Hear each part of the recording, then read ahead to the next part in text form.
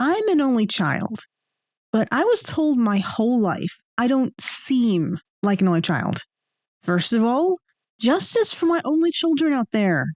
I promise you, not all of us are spoiled brats, in spite of our collective reputation. Yeah, I'm an only child too, and I find that offensive. I never would have guessed. But in my case, I might know at least one reason why I don't seem like an only child. And that's because for a while, I had sort of a pretend older sister. Is that another imaginary friend? Actually, no, this was a real person.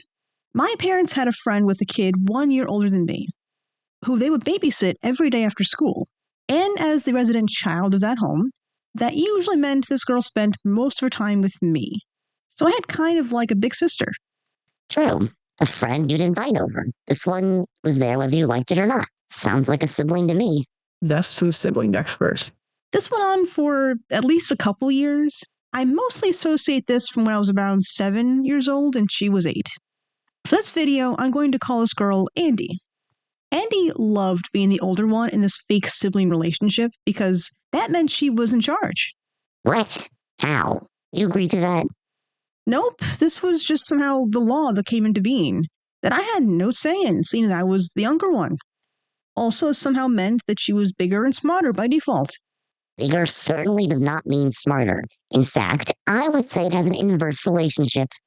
And that has nothing at all to do with your Napoleon complex, I'm sure. I was not a fan of this system. The way I saw it, we were at my house, usually in my room, playing with my stuff. I thought I should be in charge, or at least equal to her. Makes sense to me. Your house, your rule. A landlord would say that. But no, she was older, so she got to pick the shows we watched, the games we played, and she tried to determine what we ate, but quickly learned my parents were not about to let us have McDonald's for dinner. Not once, not ever. In fact, my dad made it a personal mission to teach this child that healthy food could be good. I don't remember the details, but I do think this was an ongoing battle that no one won in the end. My parents also once did something that I will never forget in terms of the story. Sometimes they would have us do a craft at the dining room table after school, so they'd have it prepped for us on the table. Usually cute little things would be there, like construction paper or things to draw with. One day, they acted like they had something set up for us, a new craft. Just like that. Come to find, just 2 single tissues laid out flat in front of 2 chairs. Andy had a habit of sniffling and sounding like she had a stuffy nose all the time. My parents, as the resident seasonal allergy experts in the household, with at least 1 box of tissues in every room, took this to mean she didn't know how to blow her nose at the ripe old age of 8, so it was apparently their mission to teach her. They wanted to teach her how to blow her nose. Yeah, they figured if she was sounding like that, it must be because she had no idea how to fix it. Or maybe it wasn't bothering her. Well, it sure bothered them, I guess. And they wanted to, I guess, include me in it. Wouldn't want me to feel left out of the nose-blowing lesson, I guess. All I know is Andy wasn't having it and walked off in a huff to my room. She got out of there. Yeah, your parents blew it. Don't be snotty, you two. It was both highly confusing and highly embarrassing for probably everyone involved. But also probably one of my funniest memories. No idea if my parents remember this moment, but I do. And I think about it often, every time I sniffle. But back to Andy being the oldest. I was a year younger, so that meant to Andy she was a year smarter.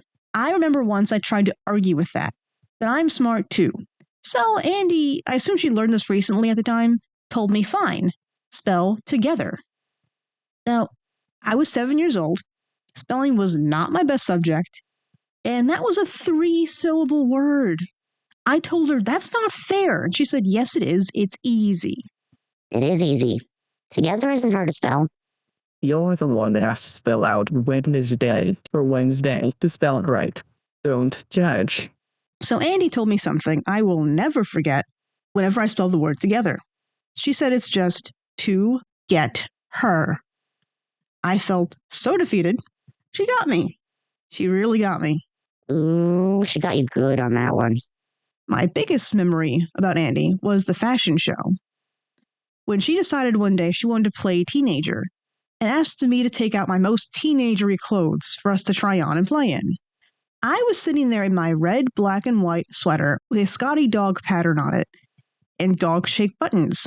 I had absolutely no idea how teenagers dressed, and I truthfully didn't care one bit. But I figured she meant she wanted to dress girly. Also something you would know nothing about. I wasn't an especially girly kid, so that concept flew right over my head. I owned, at that time, only a handful of dresses, and I think most of them, if not all of them, were old Halloween costumes. Cut in wearing my Snow White dress, while posing for me as a camera person amongst our large pile of stuffed animals. I'm sure in her mind this was very vogue. To me, it was just a fun time playing with my camera. She also, as I mentioned before, controlled the TV anytime she came over. Sounds like someone I know. That's because you don't know how to work the remote. So she is the reason I've ever heard of two things I really don't care to see ever again. VeggieTales and Pee Wee Herman. I have to admit, I'd pick VeggieTales every time if I got the choice to choose one or the other. In case you wanted to know which one I liked more. Not really. I was really more of a Franklin and Little Bear kid, but those were baby shows according to her. Oh, I assumed Pee Wee Herman was very mature television. Mature? You said the secret word. Ah! And finally, I learned I was different from most other kids in this last story, because most kids don't get excited about getting a desk. My favorite pastime as a kid, by far, was drawing. Fascinating. I never would have guessed. So I practically lived at my desk. Obviously, not much has changed, but at my house, there was only one desk, so Andy would have to do her homework on the couch or the dining room table. My parents noticed this and got a second desk and put it right next to mine. I had this plastic desk with a real light and light box attached to it. It was my favorite thing in the whole wide world. For Andy, my parents got a small table and a lamp, which must have been pretty good. My mom still uses it to this day in her own home office now. At the time, I thought it was really cool and told Andy there was a surprise at my house for her. I hyped it up way too much. You hyped up a small table and a lamp? I don't understand the problem. I'd be excited about that. When she saw the desk, or to her, the sad little table for doing homework, she was not impressed. This deeply confused me. I liked it, and any time she wasn't there, I'd switch back and forth between two desks, just for fun. This might have affected my little brain on a fundamental level because I now have two desks, one for my computer and one for art stuff. I guess one of them is the Andy homework desk in spirit. So, thanks. Either way, it wasn't her idea of a good surprise, I guess. But yeah, from that, I think I'll forever give off the vibe of someone who has a sibling. I know what it's like to have to do what someone else wants to do because they're bigger, or to want to impress someone and compete with someone at the same time. I get it in this one weird way. And I know how to resent someone for being barely older than me. I mean, let's be fair here, she was actually only 5 months older than me. She just happened to be a grade ahead. But somehow that never changed anything. Age is but a number, but experience is everything. So now, these very strange things remind me of my childhood with my fake sibling. Tissues, Pee Wee Herman, Snow White's dress, an unused desk, and the word together. Are you an only child? Or do you have an actual sibling, unlike me? Or do you have a fake sibling you grew up with that might as well be family? I feel like that would be its own category people should ask about. It would explain a lot about me when I meet people. Hi, I'm Lexi. I had a fake older sister when I was little, but no siblings I'm related to. I suppose I have to eat you now for that. Aw, yeah, that's a great way to look at it. You see me as a brother? I never asked for you. And here you are anyway.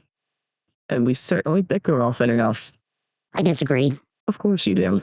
Anyway, that's all we've got for today. But we hope to see you next time. So you should subscribe to the channel. Yeah, we're all just one big happy family over here, apparently.